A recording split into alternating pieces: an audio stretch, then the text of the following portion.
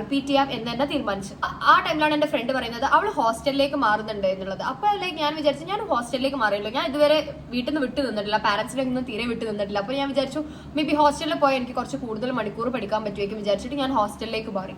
അവളുടെ കൂടെ തന്നെ മാറിയത്. പക്ഷെ ആ ടൈം കോവിഡിന്റെ ടൈമാണ്. അപ്പൊ കോച്ചിങ് ഇൻസ്റ്റിറ്റ്യൂട്ട്സ് ഒന്നും എന്താണ് വർക്ക് ചെയ്യുന്നില്ല. ഓക്കെ, എല്ലാം ഓൺലൈനായിട്ടാണ് നടക്കുന്നത്. ഈ ഹോസ്റ്റൽ എന്നെ പറഞ്ഞ ഒരു വർക്കിംഗ് വുമൻസ് ഹോസ്റ്റലാണ്. ഈ വർക്കിംഗ് വുമൻസ് ഹോസ്റ്റലിൽ വന്നിട്ട് ഇപ്പൊ എനിക്ക് ആലോചിക്കുമ്പോൾ ചിരി വരും. ഞാൻ കോളേജിലേക്ക് പോകുന്ന വഴിക്ക് എനിക്ക് കാണാൻ പറ്റും. മെഡിക്കൽ കോളേജിന്റെ തൊട്ടടുത്താണ് ഈ വർക്കിംഗ് വുമൻസ് ഹോസ്റ്റൽ. അന്നൊന്നും ഞാൻ ആലോചിക്കുന്നില്ല ഞാൻ ഈ ഒരു കോളേജിലാണ് പഠിക്കാൻ പോകുന്നത് എന്നുള്ളതൊന്നും ഞാൻ ആലോചിക്കുന്നില്ല.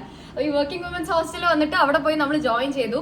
ജോയിൻ ചെയ്തതിന് ശേഷം ഒരു 2-3 ദിവസം നിന്ന് എനിക്ക് മനസ്സിലായി ഇത് ഹോസ്റ്റലിൽ എനിക്ക് വർക്ക് ആവുന്നില്ല. ഞാൻ വിചാരിച്ച ഹോസ്റ്റലിൽ പോയാൽ കുറെ കൂടുതൽ മണിക്കൂർ പഠിക്കാൻ പറ്റും എന്നുള്ളതാണ്.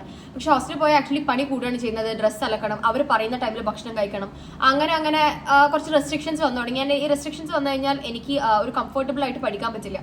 അപ്പൊ ഞാൻ അത് മനസ്സിലാക്കി ഞാൻ വീട്ടിലേക്ക് തന്നെ തിരിച്ചു പോന്നു. വീട്ടിൽ